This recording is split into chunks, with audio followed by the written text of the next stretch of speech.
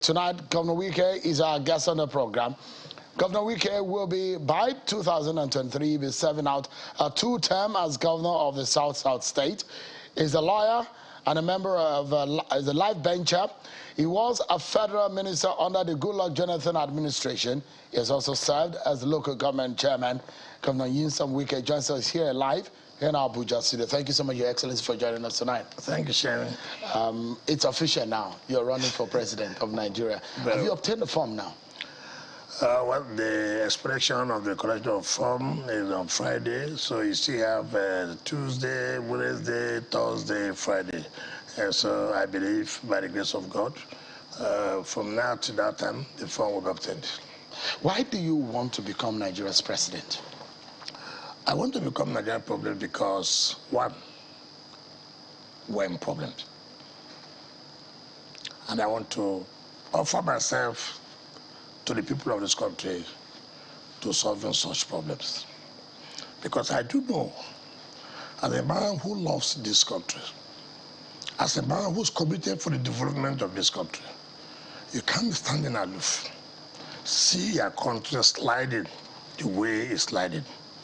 And then you just sit back to say, look, there's nothing that can be done. As governor of River State, I saw problems, and I was able to solve such problems. And I believe that, look, should we just close our eyes and allow this country to go the way it's going? And they say, it's not your business. No. No, I said, no. I'm going to offer myself so I can contribute. Take, for example, the issue of insecurity in this country today. You know, some people trivialize this matter. Trivialize this matter because you cannot talk about the economy. You cannot talk about agriculture. You cannot talk about infrastructure when you have this level of insecurity.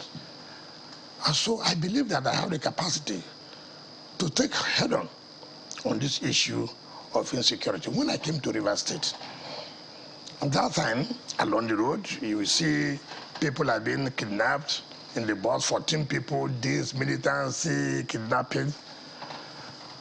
I said, my God, what is all these roads I'm doing? What is infrastructure in education, health center, when people cannot be secured? So many people left River State. And I said to myself, look, I took oath of office to protect life and property. And without protection of life and property, no government can be said to be doing anything. Because if you are doing road and there are no human beings, what will the road be useful for? If you are building schools, there are no human beings. Who will go to the schools? If you are building hospitals, there are no human beings. Who will use the hospital? So the first issue is protection of life and property. Well, in this country today, you said you want to become president because you think you can serve, you think you understand the problems. But in terms of security, which is one of the issues that you raised tonight, what do you perceive as the major problem of insecurity in this country? First of all, so many people will come up with theory that because of unemployment, because of hunger, which is a factor. Who's the factor? But I think we have gone beyond that now, because the insecurity we are seeing today has gone beyond the level of where just people are only hungry. We are not talking about fighting insurgents, people who want to take over the country by one way or the other through forceful means, right? So that is a critical issue. If it was just merely insecurity in terms of kidnapping, you can relate that to people talking about being hungry, poverty, and that. But when you're talking about now, we have external forces are trying to take over your country. It's no longer limited to the issue of poverty. And as a government, you owe a duty to your country as the president of Nigeria. Now look, how can I be here? Just look at what happened in a few days about people or bandits taking over, or nearly took over international airport. No longer kidnapping or taking people from the buses. Now trying to take over an international airport. That's Kaduna. That's Kaduna. Is Kaduna an international airport? Yes, an international airport. Kaduna Airport is an international airport. Yes. And what does that portend in our country? What does it tell investors? How did they come in? What happened? Why are we always being reactionary? Why are we always trying to defend instead of being proactive? No intelligence. No intelligence. You think the present government is not doing enough? They are not doing enough in terms of intelligence and even commitment to it. Now, let me tell you, I'm not saying that the armed forces or security agencies are not trying to do or are not doing their best, but you see, as a government, as a leader, you owe a duty to superintend, to supervise what is happening. Take, for example, I'm not satisfied when we hold Security Council meeting and my service commanders will tell me we are doing this, we are doing that. I said, no. You have a time limit. You have a period. From this period to this period, I do not want to hear that we're still having increase in this kidnapping, in this armed robbery, and the rest of it. You must be able to tell those who are serving under you there's no politics as far as security is concerned. I don't care where you come from. I don't care which religion you belong to. All I care is results. So I told them, look, you have told me to provide this and this and this and that. And I provided. Why am I not getting the required results? Why is, instead of decreasing, why is it increasing? Why? And they've come to realize because they have seen that I have passion. They've seen that I'm committed to it. And they have no choice but to work. Take, for example, when we're talking about oil theft and the way it has affected, the oil bunker has affected the environment in the state. Ordinarily, it is not within the jurisdiction of the state government to talk about oil. But again, it is within my jurisdiction, within my powers, to talk about the health and environment of my people. I said, look, this oil bunkering is affecting the health of our people.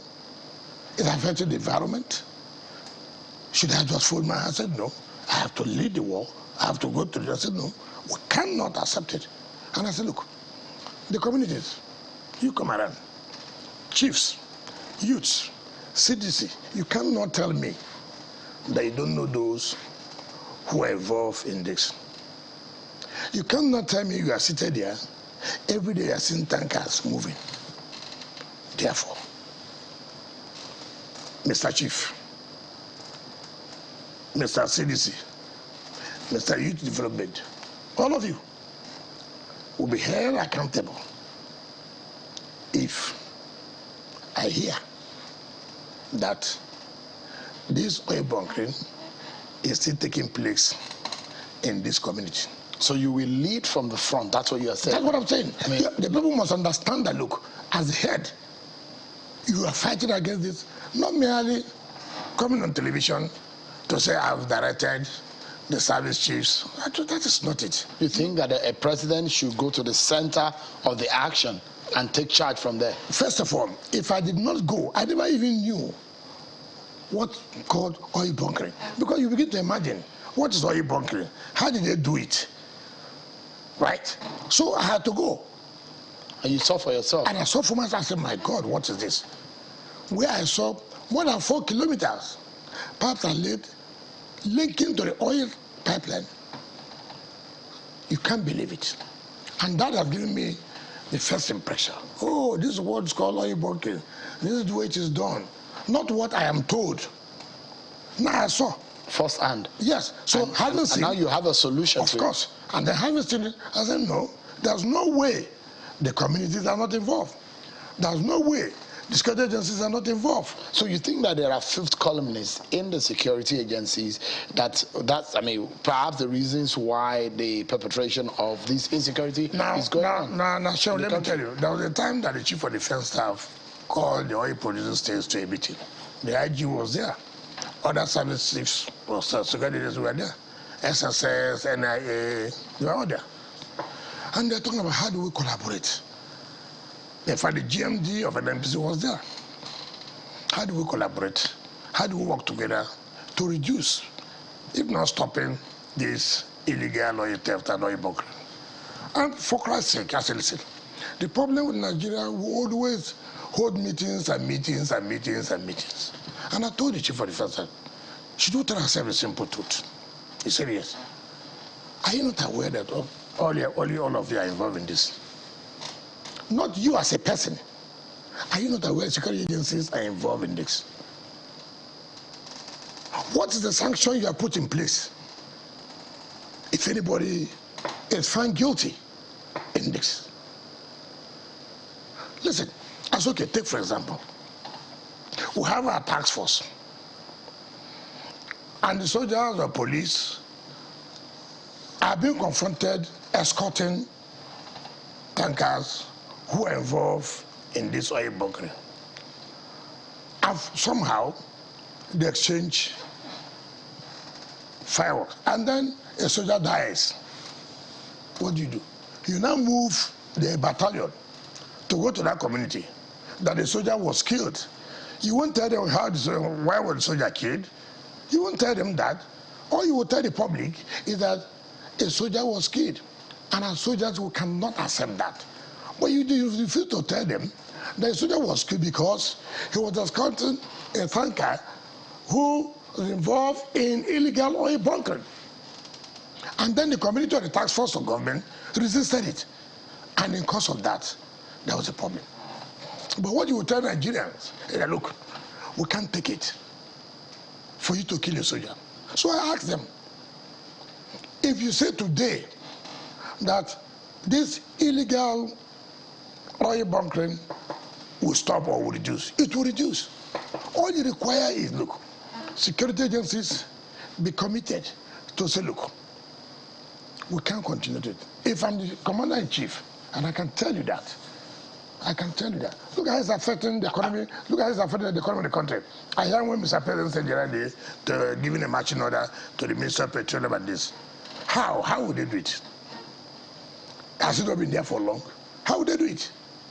You require the synergy of the state government and the federal government. Like I came out to do. In fact, the GMD, in his remarks or in his contribution to NEC, told him that, oh, the way the River State governor have been fighting this illegal oil bunkering. And I said, you don't need to. What is your support to us? We are fighting to make sure this oil theft or illegal oil bunkering is being reduced. But what is your support to the state? Not. I mean, we're talking about insecurity in Nigeria now, and you're giving practical experience of as a governor in Rivers State and how you're tackling the issue of insecurity, especially in relation to oil bunkering. But the APC will say that your party, the PDP, I mean, you serve in the federal cabinet, that the monies that were meant to procure arms, that the generation of insecurity today was largely because of the PDP's reign and how they failed to provide the necessary fighting tools for our security agencies, and that's what led to the degeneration of security in the country today. If I may understand you, are you saying that they said that the money meant to procure arms that went into private hands? Okay. And that's one of the reasons why we have a degeneration today. Okay. Now you see, that's why I said APC is a party founded on lies, propaganda, everyday excuses. Okay, assuming don't concede, now you have taken over the reins of power. Right? Now, what have you done? They've bought Tucano aircrafts? No, what have you done? Those people whom you say that took those funds, what have you done against them? What have you done? The NSA was in court it was it's not merely charging you to court to score a political go. No, no, no, no, no. No. What APC as a government have always done is to say, look, these people stole money. And we're going to charge them to court. All those that stole money, as alleged by them, where are they today? Where are they today? The new APC chairman is not facing the EFCC charge. It's not the new APC chairman. And you're fighting corruption. It's very funny. As a party that claims to lead the war against corruption, and you have charged somebody for corruption. On allegations of corruption? Of corruption. You are the one, this same government, you are the one. And at the same time, you have made him your national party chairman. What a contradiction. Who is fooling who? Who is fooling who? You come and tell Nigerians, PDP misappropriated the funds of this country. PDP diverted the funds of this country. PDP stole all the money in this country. The same PDP people that you claimed that stole funds, that diverted funds, are the pillars of your party today. What a country is this? What a party is this? Listen, I cannot, as a commander-in-chief, the moment you have corruption charges, and I have come out to tell the country, I'm going to fight corruption. If there's anything linking you as being corrupt or facing corruption charges, with all due respect, I cannot allow you until your name is cleared. I cannot allow you to hold the leadership of the party or any appointment. I won't do that. You see, today I read where they say they have repented. Repented how? Have you repented that? Are you telling me that repented that, oh, yesterday they stole, for example, and now they are not stealing again? We are talking about you came out as a party to say, I'm going to fight corruption.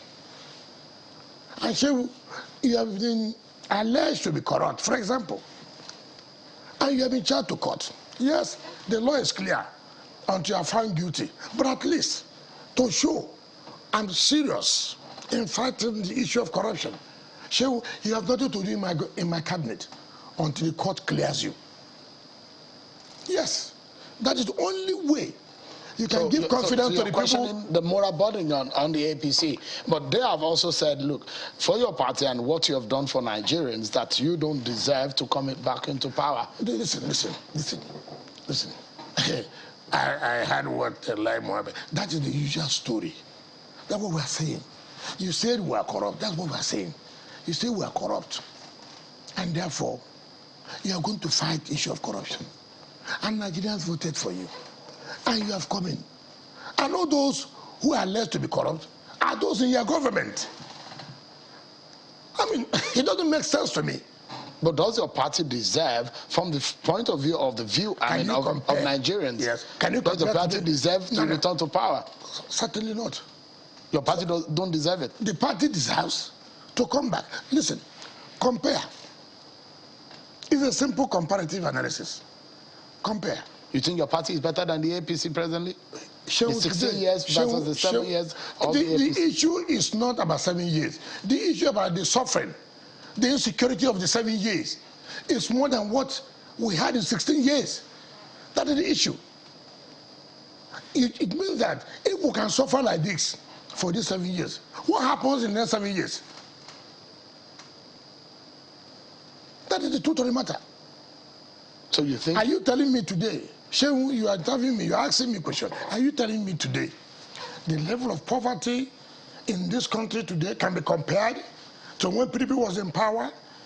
You told Nigerians you are coming to solve the problems caused by PDP, assuming alleged problems caused by PDP. Instead of you solving those problems, you are multiplying the problems. So because you question the morality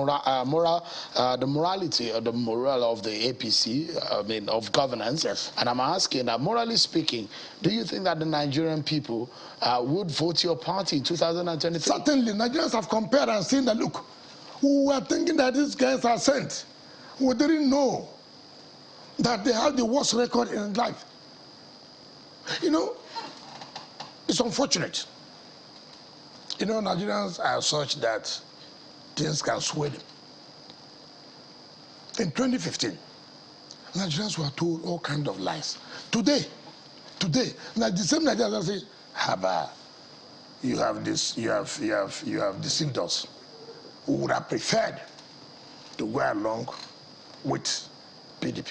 Today, take for example, PDP is making a lot of positive impacts in the states where they are superintending. That tells you whether there's hope. And that's when Nigerians have said, look, the only hope we can have now is for PDP to come back to power. Take for example. All right, so, Governor, please, we're due for a break. Apologies. We'll take a break, everyone. And when we return, Governor Nyesom Wike is still with us. A lot of issues we shall be discussing when we return, plus the issue of zoning. We'll discuss further with him, and we get to find out also what the northern PDP aspirants are up to on this issue of consensus and the agenda. They've met again today, and you get to hear what they have obviously. Stay with us, everyone. We'll be right back.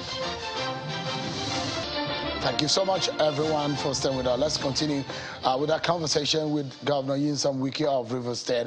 But before we get back to him, let me let you know what happened today in Benue State. It does look like that is where political actions are taking place recently, where 3 out of the 4 presidential aspirants on the platform of the opposition People's Democratic Party, PDP, comprising of former Senate President Bukola Saraki, Governors Aminu Tambuwal and Bala Mohammed of Sokoto and Bauchi State, have assured Nigerians of post-election unity of the party even if they fail to secure the ticket.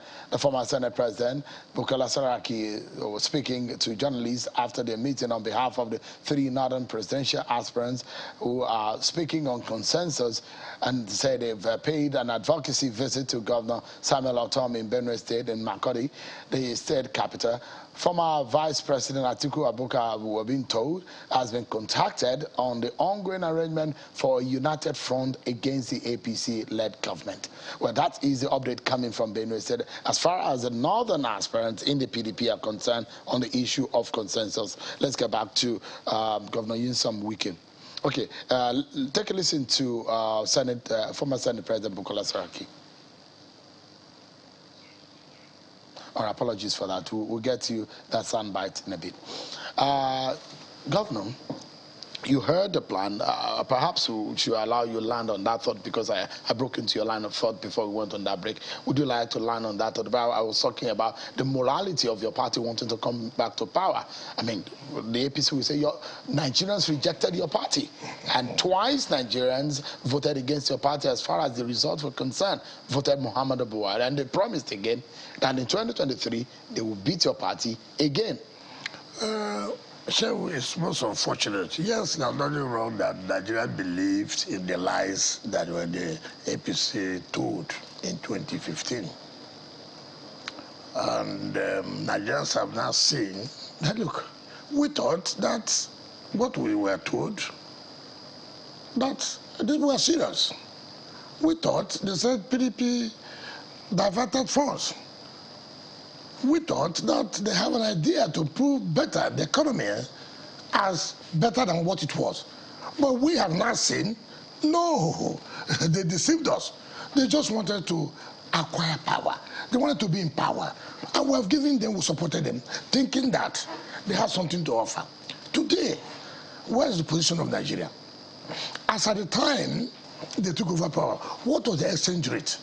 As at the time they took over power, what was the level of insecurity? But you also say that what was crude oil selling today, at the time? Today, what's the crude oil selling? It's over 100. It's over 100. By the time it was almost $200. It's way over $140 per barrel. Never correct. It has hovered within the same thing that is going on. So what? It just recently came. It's not recently. For how many months? Okay. Let it even be just for 1 month. What has been the impact of it? What has been the impact? You see, you can deceive the people for a time, but can't deceive them always. Nigerians believed that PDP was not doing the right thing then. But all this was based on propaganda and lies, teachers of lies. The party is planning to correct that. In fact, most of the things they were told were not correct. Nigerians have not seen that, listen, we were deceived.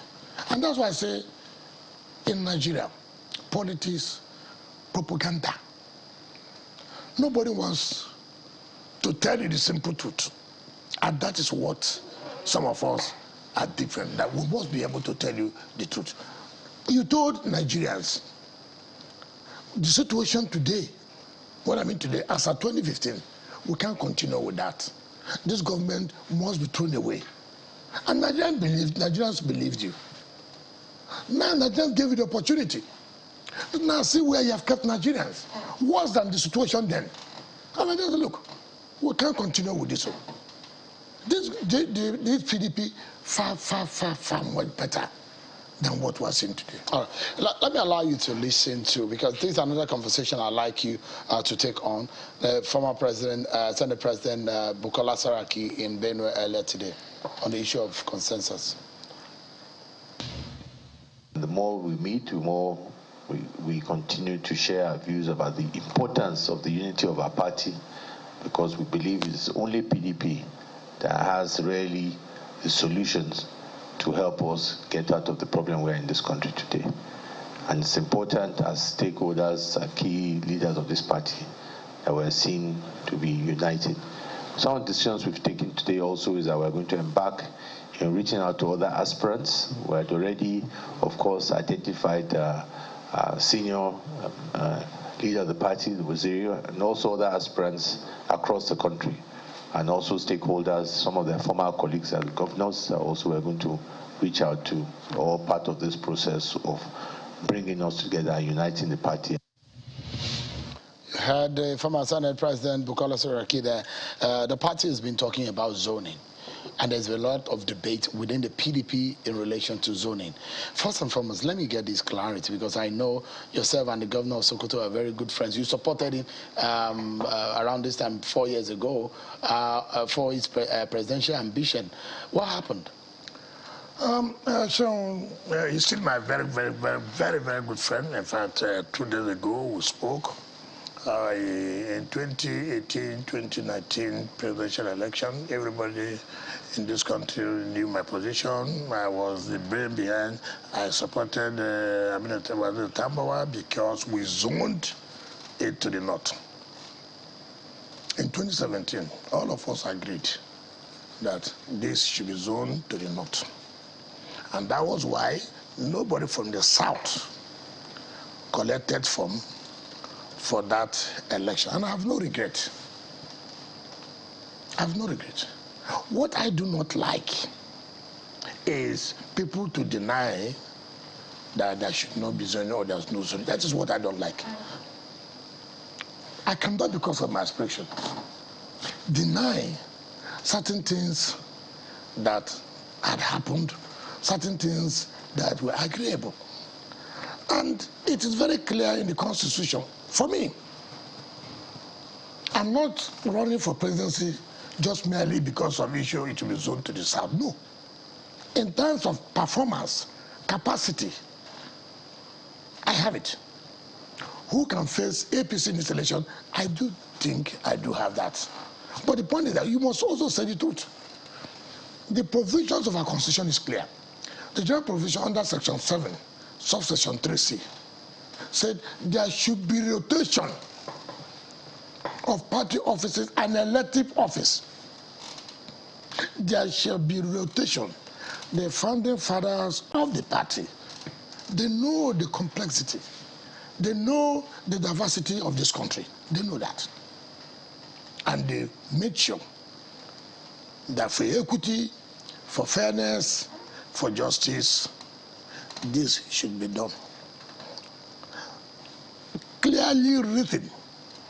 In your party's constitution? Yes, Section 7, subsection 3C. You see, what pains me in life, there are people I respect. I think that, look, it doesn't matter what my ambition is. Tell the people the simple truth. Is it provided there?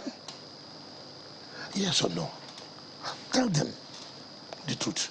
It does not stop you as an individual to contest election. You have that right. I mean, if you talk about equity, Governor, the question people will ask, what exactly is equity in terms of the rotation of power, as far as the PDP is concerned? Yes, look, in this country, it's not just merely PDP. And that is why you are seeing APC is zoning it to the south. Why? They believe that the North has had it. APC has not agreed to zone to this. They've not come out. No, but I mean, even though they have not come out, but we are all Nigerians. We are seeing what is going on. Like I said, I'm not on an election based on the principle of zoning. I'm running an election because I believe I have something to offer. But again, that does not mean that you cannot come out to say that in our party, we have always done zoning. That's the point I'm trying to make. So you cannot now stop zoning? You cannot do that. But the last president on the platform of your party is from your zone. No. It is not done. You are not ruling the party. It is not based because, okay, take for example, if that is the argument, okay, APC zone sit now to the south, right? APC wins the election, general election, right? In 8 years, APC rules Nigeria in another 8 years. APC now say, look, we are going back to the north, right? Then you would now say, okay, because PDP did not win the presidency, it should still remain there. Then APC again wins in the north. Do you understand me? After the presidency has been in the south and goes to the north, APC now wins again for 8 years. And says, we are going back, let the presidency go to the south, for example. Then you also argue, no, this presidency should also not be zoned again. It should be there. That argument does not follow. So because those who say that the last president on the platform of PDP is from the south, you don't buy that argument. What kind of argument? You're looking at it from the basis of who sat in the chair. Is the president for PDP? We're talking about president of Nigeria. We are not talking about president of PDP. So the likes of Aminu Tambuwal, the likes of Atiku Abubakar, the likes of Bukola Saraki from the northern extraction of this country should not be thinking about considering that President Muhammadu Buhari is from the north. Look, I'm a very... Is that what you're saying? Look, I'm a very, very, what I call sincere person. There's nothing that can make me, because of power, I violate simple agreement, whether it is written or unwritten. That makes you a gentleman. Just like I am today. Just like I am today. If the party says they are zoning it to the north, I have no problem. But will you still run? Oh, I will not run. I will obey the party. But what I don't agree is for people to say that there shouldn't be zoning, you should have the best. You know, they compare you to America. They compare you to Europe. I mean, that is not... But another argument that we've had is that let us get the best candidate to defeat the APC. That's what members of your party have said. Then we now start talking about... That argument is for selfish people. That argument is being propounded and advocated by people who are selfish. Because I want to run for president. So that argument is good for me. Since you are talking about equity, the point I'm making yes, I'll come to that. Okay. So the point I'm trying to make is that, look, people should be sincere and abide to the norms, to the constitution, to the convention of the way we have been doing things in the party. People should, it doesn't matter because you believe if you don't run for president now, it may be difficult for you. Or you believe that this is my time, I will win. Therefore, let us jettison any other agreement we have had before. No, it's not fair.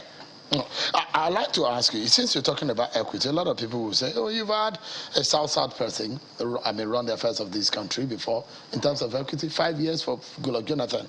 The Southeast person has never had opportunity, a North Central person has not had an opportunity. But those who have argued also to say the likes of Nyesom Wike, the likes of Rotimi Amechi are from the Ikwere extraction and they are Igbo speaking of Rivers State. Do you stand on that kind of argument? I don't want to go into that kind of debate. The point is that we don't zone. But are the Ikwere people the Igbo people of Rivers State? I don't want to go into that debate. I don't want to go into that. The issue here is not, I have no problem whether I'm an Igbo or I'm not Igbo. That's not the issue. The issue here is that we're talking about PDP. And we're saying that, look, we have never zoned Southwest, Southeast, North Central. We have never done that. All we have always done, we zone to the North, we zone to the South. When it comes to the South, they now micro-zone. It's like we zone the party chairman to the North. We never zone to North Central. There was no zoning like that. What we said, the party chairman should leave the South and go to the North.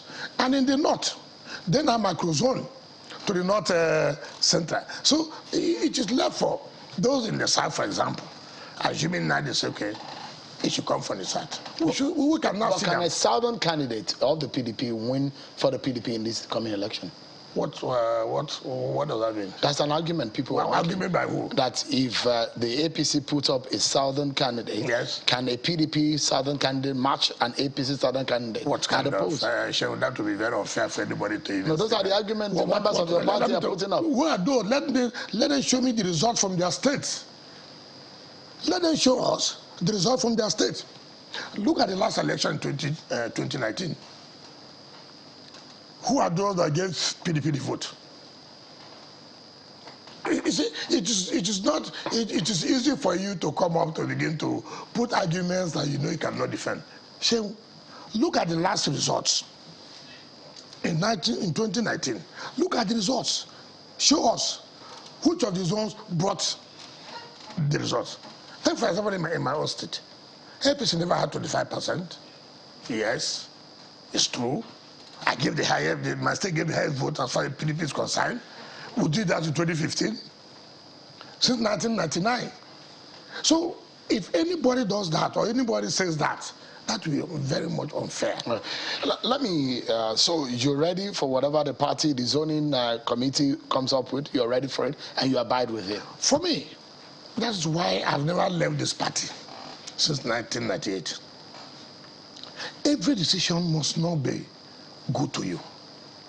But what is important, as a party person, I believe in the party has given me everything.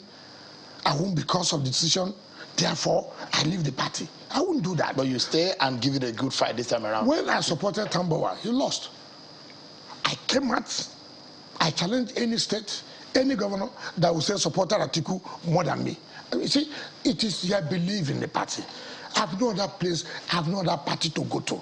I cannot leave my party. And that is why when anything happens in my taking, people say, look, you take it too personal. I say, yes. Why do I take it personal? I have no other room. I have no other house to run to. And I don't want the house to be destroyed. So if you are doing anything that will destroy PDP, I take it personal. Let me take you, because let's try to wrap up quietly now on the issue of inclusion. Women and youth. Youth, for example, they make a very big population of voting population in this country. Women also. But if you look at what happened in the women bills, you were one of those who spoke up. Those are population in the voting bloc that they feel that they've been left out of the scheme of things. What are your plans and agenda to satisfy those? Shehu, thank you for that. And let me tell you, and that's why I say in this country, we are too. Well, let me not use that word. So many people are too fake. So many people think loving women is by coming out to kiss your wife in the bed. Loving women is by hosting birthday for your wife, for your kids. No. You see, you have a daughter. You have a wife who has a PhD, a professor. You sent your daughter to school. one of the best schools in England, in America. She comes out with the best result. And then you say, she's my daughter, she cannot participate in governance. In my state, and that is why I think too, that the women should be able to come out clearly as leadership.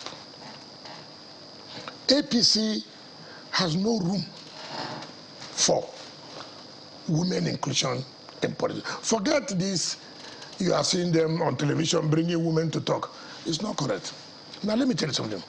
If I were Mr. President, as the leader of the party, I would say, look, my party, every state, if you have so number of assembly seats, we must have so number of women. If you have so number for the House of Reps, we must have so number as women. Take for example, in my state, it was not easy, but I put my foot down. I said, listen, every local government, you cannot have less than 5 women as councillors. It doesn't matter, I'm not interested who the woman will be or who the woman will be. Each local government, you must not have less than 5 women as councillors. Now, we come up with, okay, you don't want women to be chairman, why? That's okay, no problem. Every vice chairman must be a woman. We have 22 local government today. 23 vice chairmen are women. As I speak to you now, for this election, I'm meeting with the leadership of the party by Thursday. I said, listen, we have 32 seats. There's no way we can have less than 6, 7 women in the assembly. I will not take it. We must have it. I don't know what local government we can do balloting, but let it not be that you impose the women. You know, people are too theoretical. We have 13 seats at the Federal House. I said, look, gentlemen, we can't continue with this. The world we're in today, we're past, we're moving. 13 seats cannot be just men. We can't allow that. We have our daughters, we have our wives who are intelligent, so we must have not less than 4 or 5 in the House of Reps. We have 3 senators. 1 is a woman, 2 are men. I don't believe in just merely coming out on television, who will include women, who will include youths, even when I win. No, start it now. Let us, you see, every presidential aspirant, right? The journalist what I'm saying, will come out on television now to warn women, when I win, no problem. Now, you're a leader in your state, to right? Enforce it. That looks, I must make sure so number of women are involved, not only in political appointment. I have not less than 5 women here as commissioners in my cabinet. I appointed 2 women who have served as chief judges. There's nothing people didn't come to me to tell me. I said, no, you can't do that. So that is what to tell your wife. That yeah. I appreciate you, my wife. I love you. You see, it's not by coming out to invite the people. My wife is 60 years. I love my wife. I kiss her. That is not it. You have to go beyond that. Everybody now is campaigning. I will put women. Show us now, from now, that you are running for president in your state. Show us that, to tell you when I win, I will do this. Now that the election is going on, bring the number of women. Not when you are there. You won't do it. I want to show that I'm a man who believes that women should be encouraged. I'm a man who believes that should be inclusion. And therefore, I've started it in my state, and I've gone beyond. I will not accept it. Women must have a slaughter. But if you leave it like that, when a male-dominated society, they will not allow them. I will not be a party to that. All right. Thank you so much, Your Excellency. The Executive Governor of Rivers State, Nyesom Wike, who is running to be Nigeria's president. Thank you so much for coming out. Thank you very much. Thank you.